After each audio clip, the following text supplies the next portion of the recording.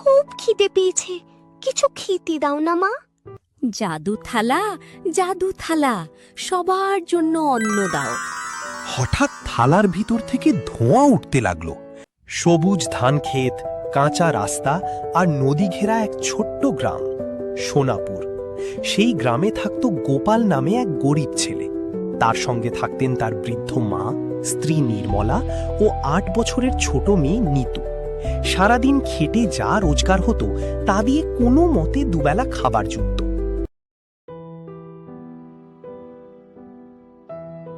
মা, আজও কাজ পেলাম না। ঘরে মাত্র ১ মুঠো চাল আছে, এতে তো সবাই এর পেট ভরবে না। চিন্তা করিস না বাবা, ঈশ্বর নিশ্চয়ই আমাদের জন্য কোনো না কোনো ব্যবস্থা করবেন। মা, খুব খিদে পেয়েছে, কিছু খেতে দাও না মা। ঠাকুমা চালটা ফুটিয়ে নিক, তারপর খেতে দিচ্ছি।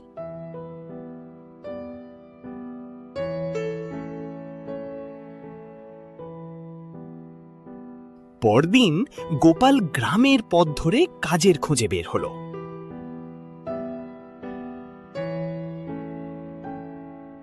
কিরি, এত পরে আসলি? রামলোচন বাবু আর তোকে কাজে নেবে না বলেছে। কিন্তু আমি তো বাবুর কাছ থেকে টাকা পাই, আজ কাজ নাই দিক, টাকাটা আদায় করিনি।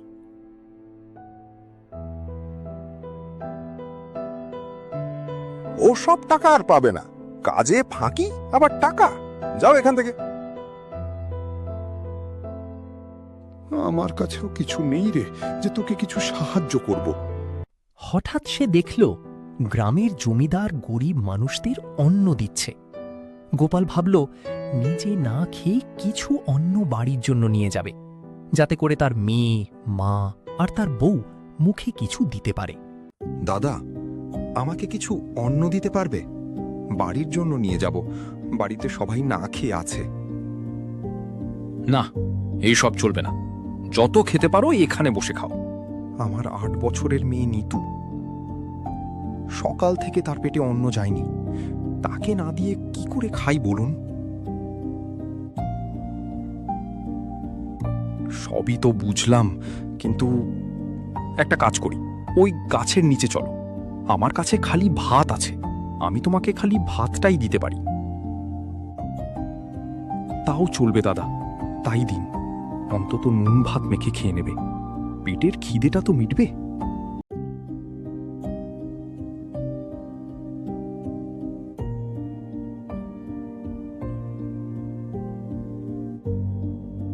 রাস্তা দিয়ে যেতে যেতে হঠাৎ গোপাল দেখতে পেল এক বৃদ্ধ সাধু গাছের নিচে অজ্ঞান হয়ে পড়ে আছেন।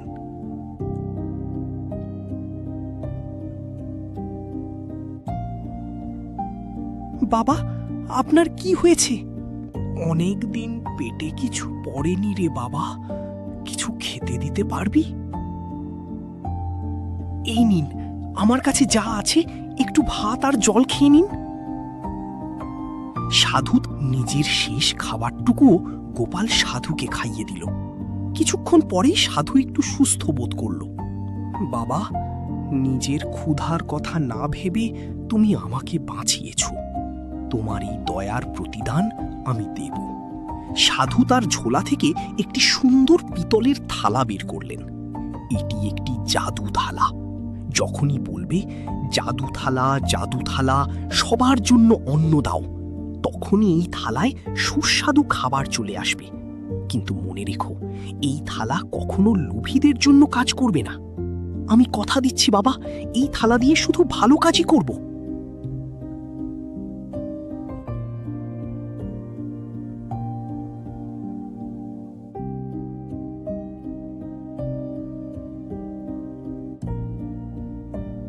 গোপাল বাড়ি ফিরে সব কথা মাকে বলল।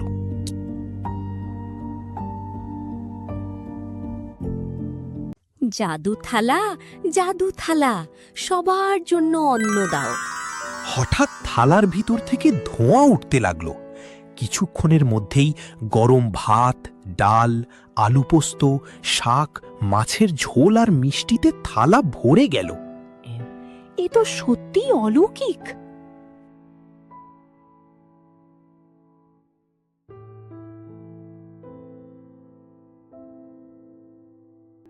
সেদিন শুধু মা ছেলেই নয়, গ্রামের অনেক গরিব মানুষও পেট ভরে খেতে পেল।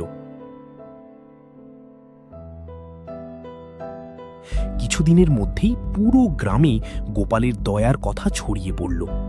কিন্তু গ্রামের লোভী জমিদার রামলোচনের চোখে পড়ল সেই থালা।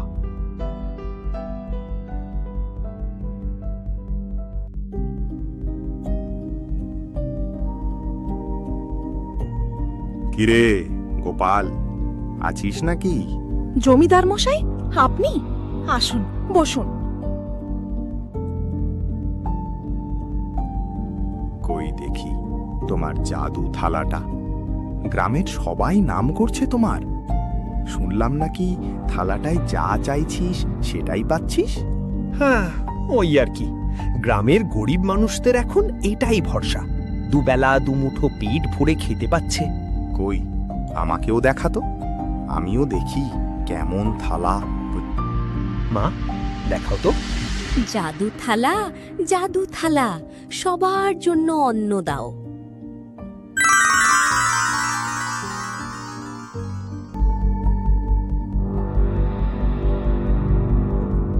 বাবা, এরা খুব লোভী মানুষ। দেখলে তো কেমন থালাটার দিকে এক দৃষ্টি যে চেয়ে আছে। আমার মেয়ে কত বড় হয়ে গেছে, এক্ষুনি থেকে ভালো মন্দ বিচার করছে। এই তো অদ্ভুত থালা রে। এই থালা যদি আমার হাতে আসে তাহলে আর কোনো দিন কাজ করতে হবে না। রামলোচন, যে করেই হোক এই থালা আমার চাই।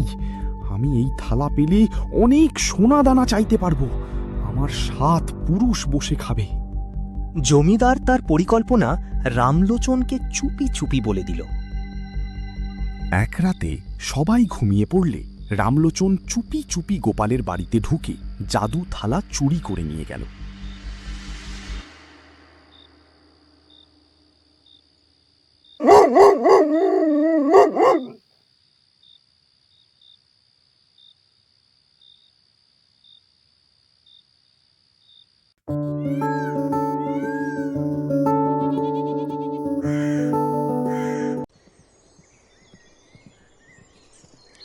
মা, খুব খিদে পেয়েছে। যা, হাত মুখটা ধুয়ে আয়, আমি জাদু থালাকে খাবার দিতে বলছি।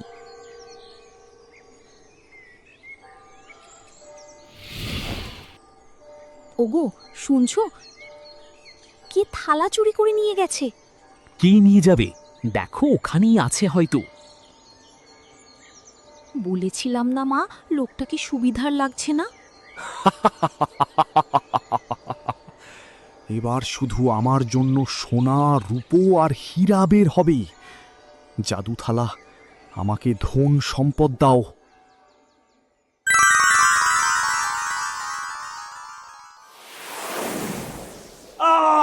চোখ জ্বলে যাচ্ছে, আমাকে বাঁচাও! চিৎকার শুনে গ্রামের সবাই ছুটে এলো। গোপালও সেখানে পৌঁছে গেল।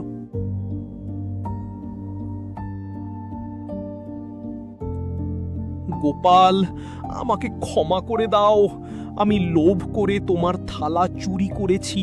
ভুল সবাই করে, কিন্তু ভুল বুঝে ক্ষমা চাইতে পারাটাই সবচেয়ে বড় কথা। গোপাল আবার জাদু থালা হাতে নিয়ে বলল, জাদু থালা, জাদু থালা, সবার জন্য অন্ন দাও। মুহূর্তের মধ্যেই থালাটি সুস্বাদু খাবারে ভরে গেল। গোপাল সেই খাবার জমিদার সহ পুরো গ্রামের মানুষের মধ্যে ভাগ করে দিল। সেদিনের পর থেকে জমিদারও বদলে গেল। সে আর কখনো লোভ করেনি। সোনাপুর গ্রামের কেউ আর না খেয়ে থাকলো না। সবাই মিলেমিশে সুখী শান্তিতে জীবন কাটাতে লাগলো। লোভ মানুষকে সর্বনাশের পথে নিয়ে যায়, আর দয়া ও ভাগাভাগি মানুষের জীবনকে সুন্দর করে তোলে।